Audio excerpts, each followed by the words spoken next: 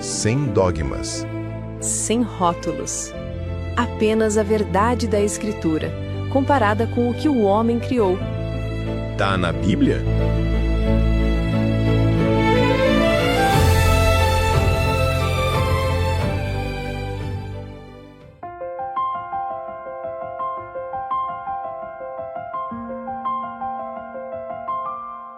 Sempre ouvi dizer que Jesus não aboliu a lei, que ele veio cumpri-la.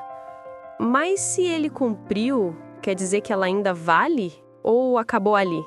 Excelente pergunta.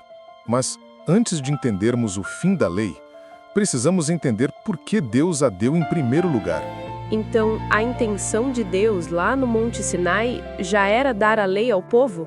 Na verdade, não. O plano original de Deus era um relacionamento de graça e comunhão, não um código de regras. Antes de qualquer mandamento, ele disse: Vós tendes visto o que fiz aos egípcios, e como vos levei sobre asas de águia, e vos trouxe a mim. Isso está no livro do Êxodo, capítulo 19, versículos 3 a 6. Ele já os havia libertado. A obediência viria da gratidão, e não da obrigação. Mas então, por que ele acabou dando a lei? Porque o povo respondeu com autoconfiança. Quando Moisés apresentou as palavras do Senhor, eles disseram: Tudo que o Senhor falou, faremos. Êxodo capítulo 19, versículo 8. Foi como se dissessem: podemos obedecer perfeitamente, em vez de reconhecer sua condição pecaminosa. E é aí que o tom muda. O monte se cobre de nuvens, trovões e fogo. A partir desse ponto, a revelação deixa de soar como um convite gracioso e se torna temor e distância. Então a lei foi dada não para provar que eles eram bons, mas para mostrar que não eram. Exatamente. A lei serviu para expor o pecado, não para justificá-los. Como o apóstolo Paulo explica, pela lei vem o pleno conhecimento do pecado. Carta aos Romanos, capítulo 3, versículo 20. E também, a lei foi dada para que a ofensa abundasse. Carta aos Romanos, capítulo 5, versículo 20. Interessante. Então, desde o início, o propósito não era obedecer para ser aceito, mas entender que só pela graça podemos nos achegar a Deus. Perfeito. Israel disse: faremos. Cristo veio dizer: está consumado. A lei revelou a incapacidade humana. A graça revelou o poder de Deus para salvar. Mas parece que essa história se repete, não é? Hoje também tem muita gente tentando provar para Deus que é boa. Exatamente. Assim como os israelitas, muitos cristãos ainda tentam usar a lei ou as próprias obras para mostrar a Deus que são justos o suficiente. Mas o Evangelho diz o contrário. A justiça não vem de provar que somos bons, vem de crer que somos justificados pela graça em Cristo. O justo viverá pela fé. Carta aos Romanos, capítulo 1, versículo 17. Então, desde o Sinai até hoje, o problema não é a lei. É o coração humano tentando provar o que só Deus pode conceder. Perfeito. A lei mostrou o problema. Cristo trouxe a solução. Mas Jesus mesmo disse: não vim revogar a lei, mas cumprir. Então, como fica isso? Boa observação. O verbo cumprir, no grego pleorô, significa realizar plenamente, completar, dar pleno sentido. Jesus não destruiu a lei, ele a completou. Mas ele disse isso antes da cruz, certo? Exatamente. E esse detalhe é crucial. A nova aliança ainda não estava em vigor. Na carta aos Hebreus, capítulo 9, versículos 16 e 17, está escrito que um testamento só entra em vigor depois da morte do testador. Ou seja, até a cruz, a antiga aliança ainda estava em vigor. Com a morte de Cristo, a nova começou, e a lei chegou ao seu telos. A carta aos Hebreus, capítulo 7, versículos 18 e 19, declara: Por um lado, se revoga a ordenança anterior por causa da sua fraqueza e inutilidade, pois a lei nunca aperfeiçoou coisa alguma. A palavra usada é ateteses, que significa anulação, cancelamento.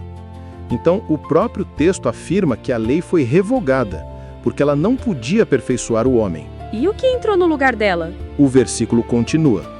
E por outro lado, se introduz uma esperança superior. Essa esperança é Cristo, que nos conduz a Deus pela graça. Então a nova aliança é completamente diferente? Sim, a carta aos Hebreus, capítulo 8, diz que Cristo é mediador de uma aliança superior, baseada em melhores promessas.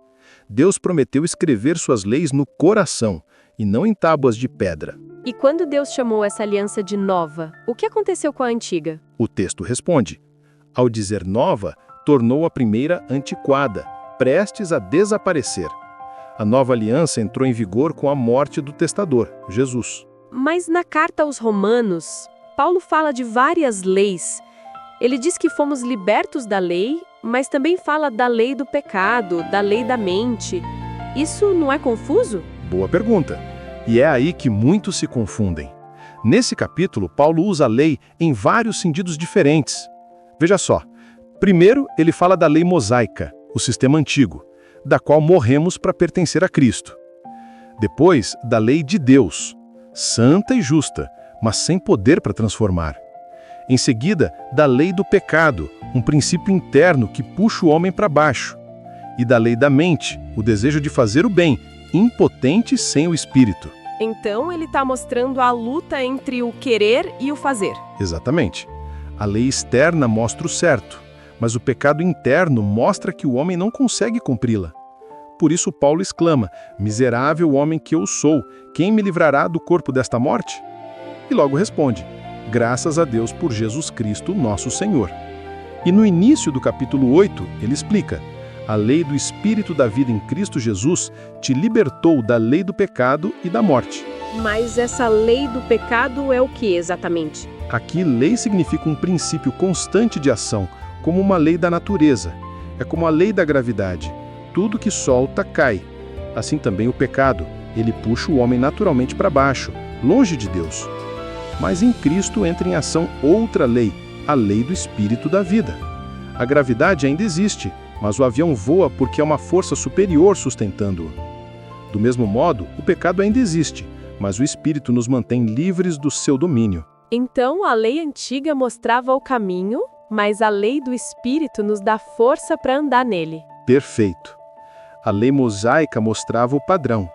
A lei do Espírito nos capacita a viver esse padrão em Cristo. A primeira condenava, a segunda liberta. Mas e quem diz que só parte da lei foi abolida? A cerimonial, por exemplo, mas a moral continua. Não há base bíblica para isso. O Novo Testamento nunca divide a lei em moral, cerimonial e civil. Essa divisão é criação humana, não revelação divina. O apóstolo Paulo fala da lei como um todo, que encontra seu fim em Cristo. E a carta aos Hebreus afirma que a ordenança foi revogada e que a primeira aliança ficou obsoleta. Então o desafio é mostrar um versículo que ensine essa divisão. Exatamente. Enquanto ninguém achar, fica valendo o que a palavra diz com clareza. Resumindo, Cristo cumpriu a lei. Cristo é o fim da lei. A ordenança anterior foi revogada, a nova aliança entrou em vigor com a morte do testador e agora vivemos sob a lei do Espírito da vida em Cristo Jesus. A justiça não vem da lei, mas de Cristo para todo aquele que crê. Então a lei terminou como caminho de justificação, mas cumpriu seu propósito, levar-nos até ele. Perfeito. A lei apontava o caminho. Cristo é o destino. Oi, gente! Sou eu de novo. Eu tava aqui ouvindo tudo que vocês explicaram e... olha, eu tô realmente surpreso. Sério, eu nunca tinha pensado nisso desse jeito. Primeiro, vocês disseram que a intenção original de Deus, lá em Êxodo capítulo 19, nem era dar a lei. Isso me deixou de boca aberta. Deus queria relacionamento, graça, proximidade. E o povo respondeu cheio de autoconfiança. Tudo que o Senhor falou faremos. Aí sim veio a lei. Uau, isso muda tudo! E a segunda coisa que me pegou de surpresa foi a questão da nova aliança. Vocês explicaram que ela não estava valendo ainda, porque, como diz a carta aos Hebreus, capítulo 9, um testamento só entra em vigor depois da morte do testador. Gente, isso quer dizer que é como se o Novo Testamento ainda não tivesse começado, né? Digo, do ponto de vista da aliança, claro. Sério, eu tô chocado com isso. Nunca ouvi explicarem assim. Isso muda completamente como a gente entende lei e graça. Quer continuar descobrindo o que está e o que não está na Bíblia? Inscreva-se no canal, ative o sininho e compartilhe este vídeo com quem ainda tem dúvidas sobre lei e graça. Sem dogmas. Sem rótulos. Apenas a verdade da Escritura, comparada com o que o homem criou. Tá na Bíblia?